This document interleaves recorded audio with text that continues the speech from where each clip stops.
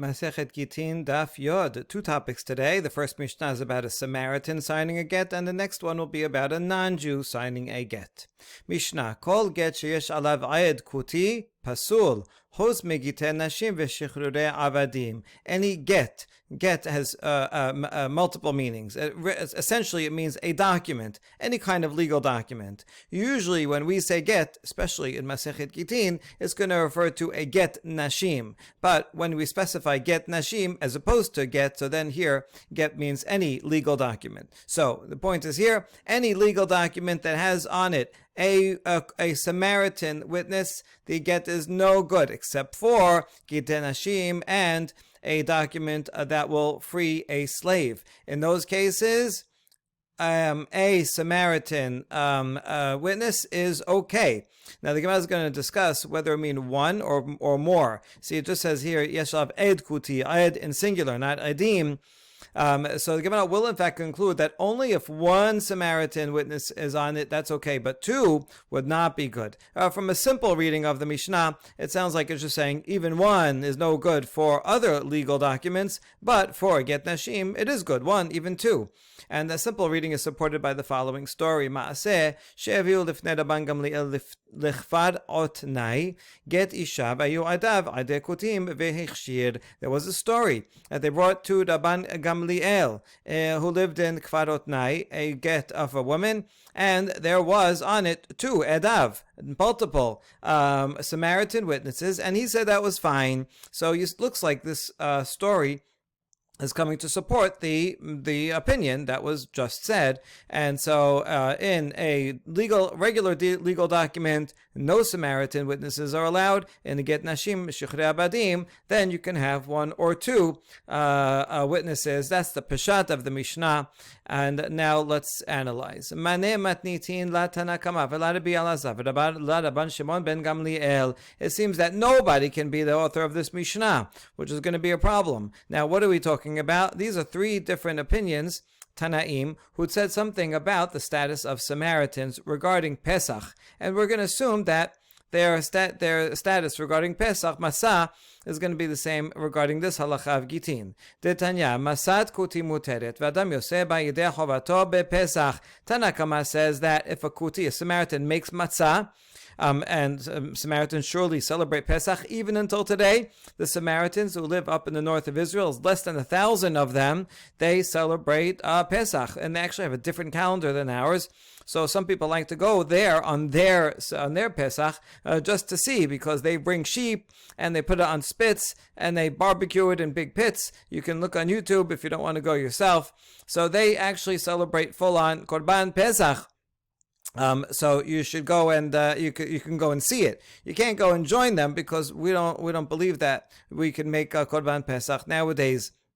But what about their masa? Let's say it's on Pesach and you want to go and eat their masa and use it. Would that be allowed? According to Tanakama, yes, it's fine. So Tanakama is assuming that Samaritans follow mitzvot, right? Generally, and follow them sufficiently, similarly to the Jews, that you can follow them. He seems to be saying that the Samaritans were proper converts, were kosher converts, as we saw.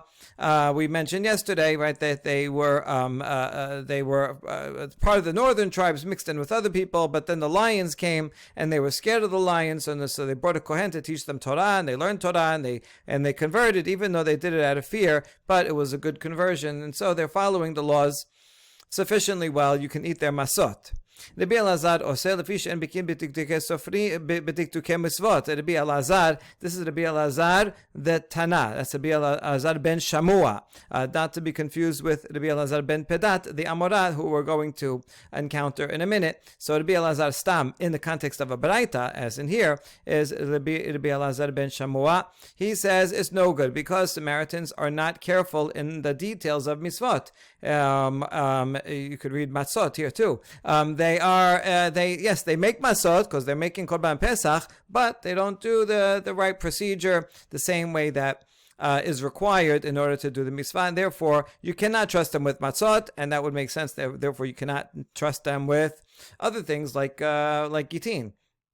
Okay, Rabban Shimon ben Gamliel Omer, Kol mitzvah shechziku ba kotim harbe medaktikin ba yoter Yisrael. Rabban Shpag says it depends on the issue.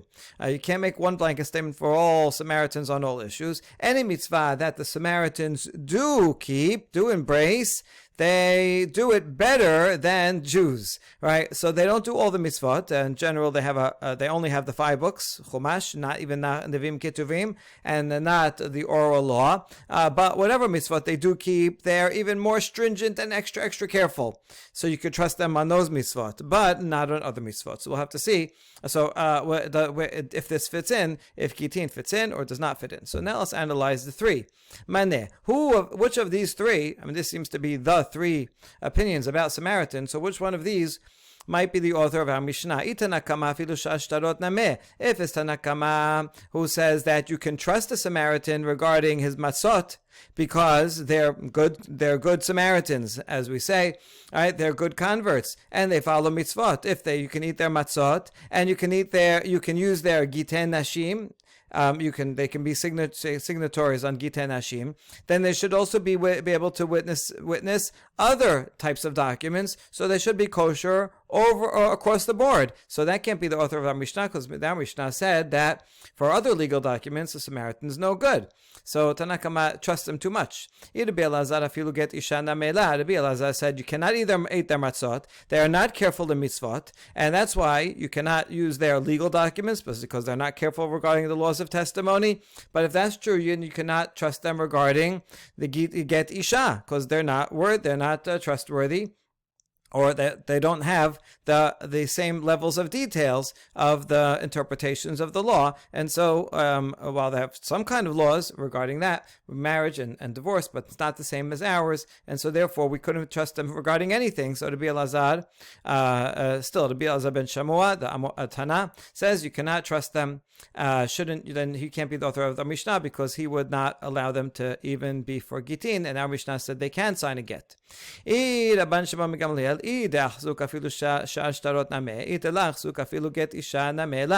Rashbag says, well, it depends on the issue. Okay, fine. The issue is testimony.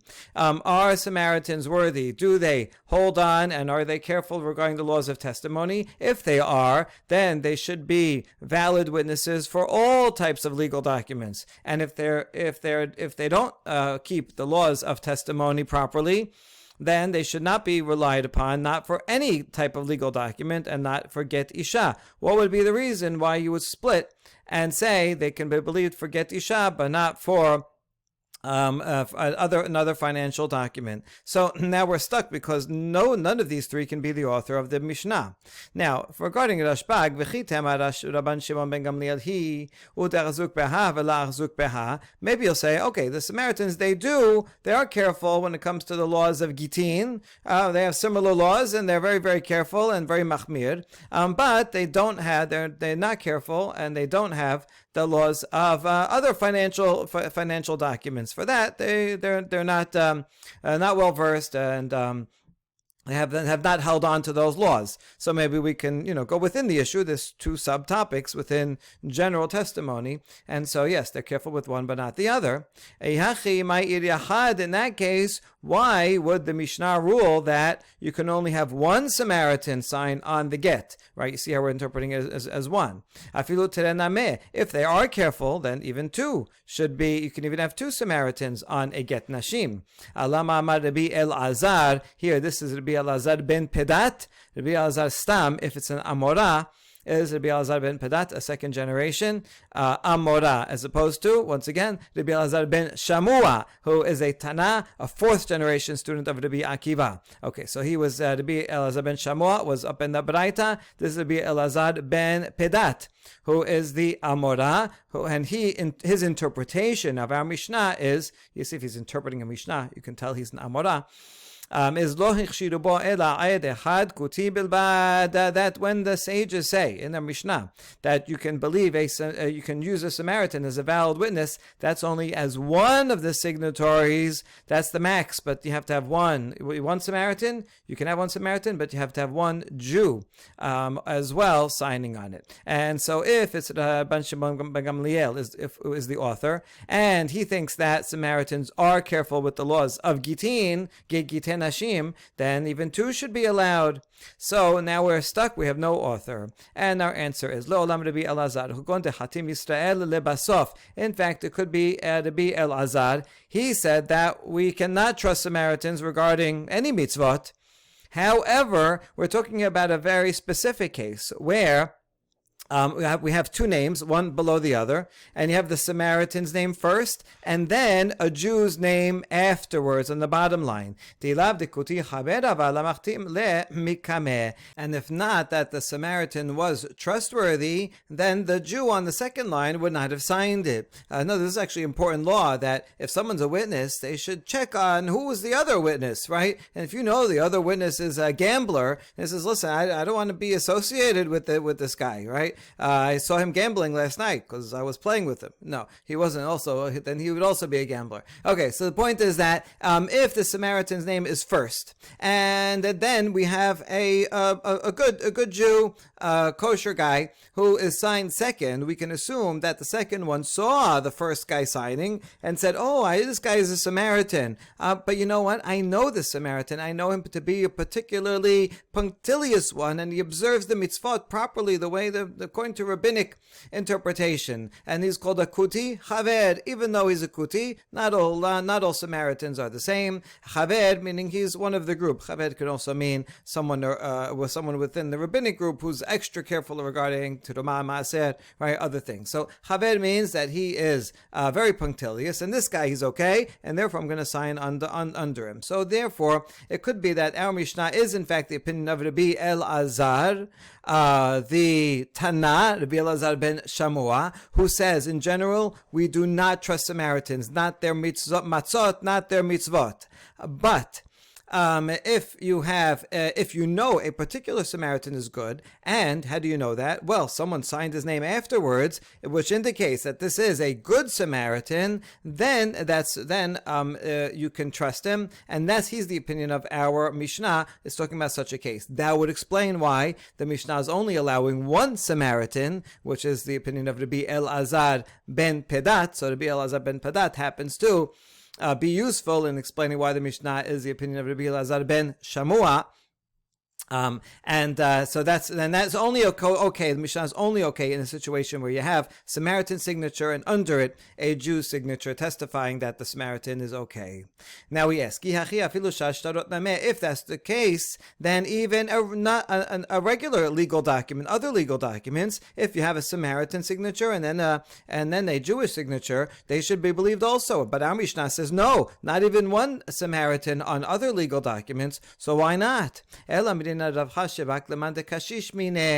Because for other legal documents we worry maybe the second guy who signed, the Jew, did not actually see the signature of the first guy. Maybe he signed first on the second line. Why would he do that? Because he thought that the other guy who's going to other witness, who was not there at the time, he thought that the other witness is going to be someone older than him. Right? Let's say the Jew who's signing on it is a young guy. He's 20-year-old guy, and so he's like, whoever else is going to sign probably going to be older than me. I want to be humble. I'm going to put my signature on the second line, and then afterwards he leaves, and then the Samaritan walks in and he signs the first empty line. And so just because a Jew is signed on the second line does not necessarily mean that he is testifying that the Samaritan on the first line is a good Jew. That's why we cannot we cannot have a Samaritan on a legal document. And then we turn around and ask, well, then in the case of a get also, there will be the same problem, that a Jew first signs on the second line and leaves the first line open for an older person, but then the Samaritan comes and signs on the first line, and therefore should be no good, because we're still following that, saying that this is all Rabbi Elazar ben Shamua, who does not trust a Samaritan unless we have testimony that this is a good Samaritan haver. So to answer the question, Amar Papa zot omeret edei haget en hotmin ze belo ze. The Papa says, we can see from here that there's a special rule regarding Gittin Hashim that the signatories have to sign all together. They all have to be there to sign. With other cases, you could have one guy sign and then another guy come later and sign. But for a get nashim, they have to be aware of each other. Because they have to be aware of each other, if we see two lines, Samaritan then Jew, then we can assume that they were there at the same time, and the Jew saw the Samaritan, that he's going to be the other signatory, and said, that's okay, I know this guy, he's a good Samaritan, and so he was okay with signing together with the Samaritan. And so therefore, if you have a Samaritan and then a Jewish signature, that's okay. And that explains why that's only true for Gittin Hashim and not for other cases, and that's why one Samaritan signature is good, but if you have two, then there's no one testifying that they're both good Samaritans. Now, regarding Rav Papa's rule, my tama, what is the reason for his rule that the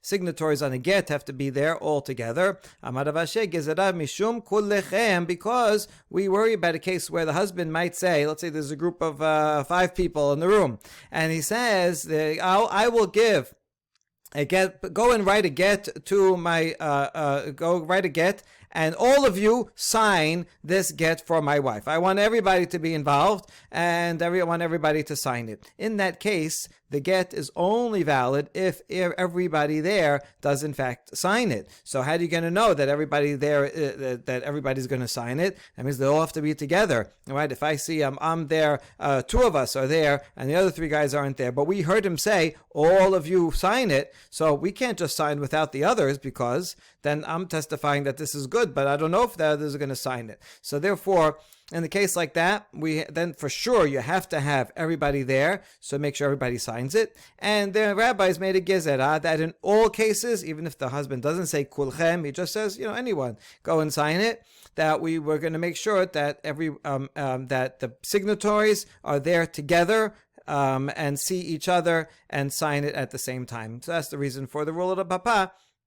But once we have that rule, then it's useful because it means that if one line is a Samaritan and the next line is a Jew, then we can trust them. And so that's the answer. Our Mishnah is the opinion of Rabbi Elazar ben Shamua, who happens to be is in agreement with according to this explanation, the limitation of the Mishnah to only one get to Rabbi Elazar ben Pedat. Now that we mentioned Rabbi Elazar ben Pedat, let's analyze his opinion further. Gufa Amar Rabbi Elazar, this is the Amora. Ben Pedat lo ichshiru bo ela ed ehad kuti bilbad. Mai kamashma'lan tanena kol get sheyesh alav ed kuti pasul. Rabbi Elazar says regarding our Mishnah, when this Mishnah says you're allowed to have a Samaritan, it's only one Samaritan is permitted, and that fits the language, the opening language of the Mishnah that says one ayed on a different legal document is no good. And so how do we know that? Because it says in the Mishnah, right? Called get she'en alav ayed kuti pasul, since it uses the singular to say that on another document that's no good, that means only one is good for a get nashim. We ask, so now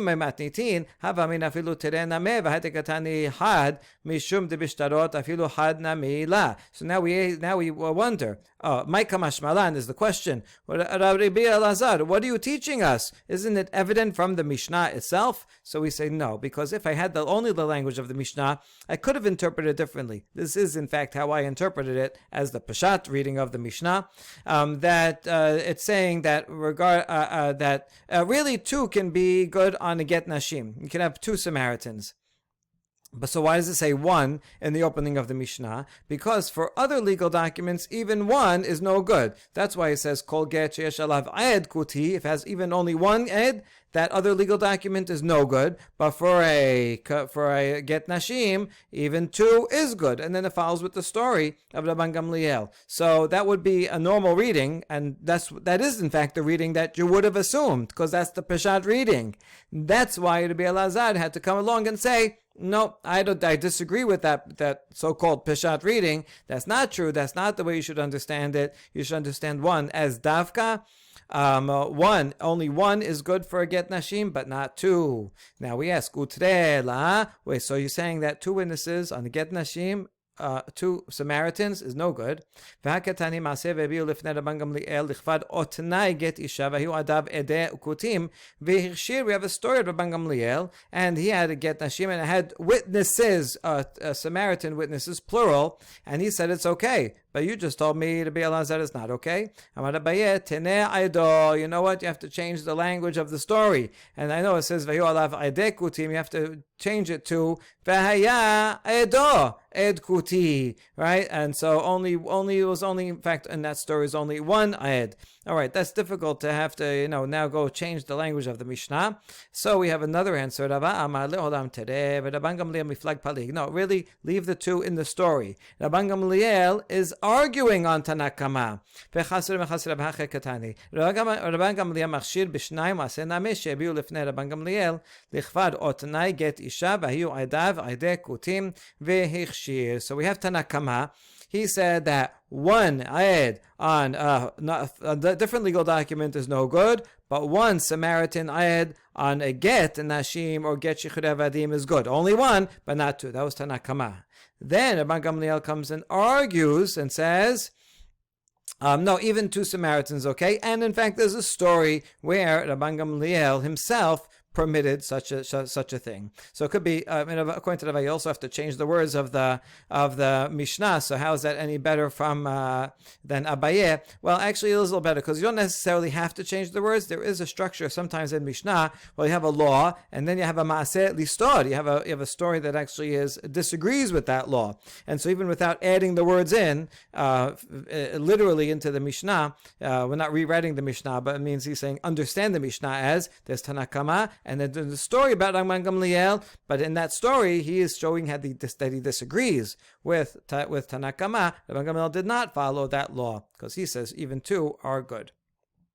All right, so that's all for Samaritans, and now we come to non-Jews. Kol hashtarot haolim ba'arkaot shel goyim, af al pi shechotmehem goyim kesherim chutz migiten nashim v'shichrurei abadim. Tanakama says that or any document, legal financial documents that come from a Gentile court, right, and they're written there, even if the non-Jews are signing on that document, that's okay. But we're going to see this reason is because Dina de Malchuta, Dina, the government issues some, monetary policy, order, law, right? So that's okay. So therefore, if it's written up in a non-Jewish court that I owe you money or that this is mine, then that's a valid document. However, chutz migiten nashim shel abadim, but regarding get nashim shichrei abadim, that has to be signed by Jewish witnesses. Rabbi Shimon Omer, af elu kesherin lo zkuru ela bizman shena'asu behedyot. Rabbi Shimon says, even giten nashim and shichrei abadim, even those documents are okay if they were signed in a court, a non-Jewish court. What's the problem? If they are done not in a non-Jewish court, but just by common people. Hejot, the same word, same root as our English word idiot, but it has much more of a negative connotation in English. And ancient times in ancient Greek and in Hebrew, it just meant a common person, not a professional judge. So if it's just two common non-Jews off the street who signed the get, it's no good. But according to Rabbi Shimon, if it was signed by non-Jews, but it was done in a non-Jewish court by professionals there, then it is valid. The Gemara will have a lot of explaining to do for all of the clauses of Mishnah, but today we'll just look at the first clause, that for financial documents in a non-Jewish court, they are valid. Kapasik v'taneh la'shena mecher la'shena matana. The Mishnah does not make any distinction between documents of sale and gift documents. Sounds like both of those financial types of documents are good if they are from a non-Jewish court. Now, let's explain. Bishlama mecher mechia hebzuze kamayhu dekana ushtara ra'aya ba'almahu dilaya hebzuza kamayhu la havu mar'eh nafshayu vechatbin le'shetara. We understand why in a non-Jewish court a sale document would be valid, because when regarding a sale, the sale is effectuated by giving money, right? I pay in front of the judges, they see it, And once the money transfers, then the transaction is validated, and so the document is just there as proof. So the document is not doing anything, and if not that the person actually gave the money in front of the judges, they would not, to their detriment, write a document as a receipt to say, yeah, he paid if he didn't pay. Judges care about their reputation, and so therefore, since the document is not actually effectuating anything, it's only proof, and we can assume that if the judges allowed this document to be written, and in fact the money did change hands, and it's the money changing hands that by itself effectuates the transaction. So therefore, from a halachic point of view, he gave him money, he paid for the thing, so that happens between the two of them, and the judges and their document are just there as proof for later on, and fine, we can trust it as proof. The document is not actually doing anything. It's not changing any legal status. Regarding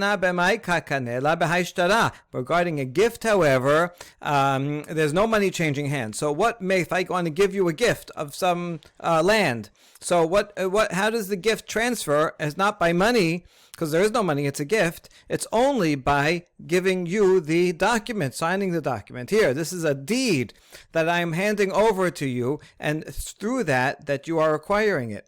But this document, it's like a shard of clay. It's not worth anything. It's not worth the paper it's written on. Or the clay it's written on, because it's written in a non-Jewish court. And so, therefore, the transaction actually never happens. From a halachic Jewish law point of view, there is no transaction, there is no gift, and so it can't work, right? So that's the difference between, it's not necessarily if it's a sale document or a gift document. The distinction is between any document that is there only as proof that something had happened, fine, that I can accept from a non-Jewish court. But a document that has to effectuate a change, that how can we accept from a non-Jewish court? And yet the Mishnah categorically says all financial documents are good. And Shemuel dina de malchuta dina, the famous statement, as everybody seems to agree with, that the law of the kingdom is the law. When it comes to financial matters, various ways to explain the reasoning for Shemuel, but it seems to be that you chose to live in this land, and so you're submitting yourself to the laws of the land. Just like when you go on someone's private property, or you join in a condo, so you're accepting upon yourself the laws of that condo, and or laws of that particular land if someone owns it. And in countries back then, the king owned the whole land, right? It was basically his property, and he lets you live here. But the king can say you can live here, but if you sign this thing, then you have to give the land to that person. And so, therefore, whatever laws the land declares, those are legally binding upon everybody, including Jews. Under Jewish law, will require the Jews to follow, right? Jews are obligated by Jewish law to follow the laws of the land. And so that will apply to any kind of financial document. Yes, it can actually effectuate change. That's one answer.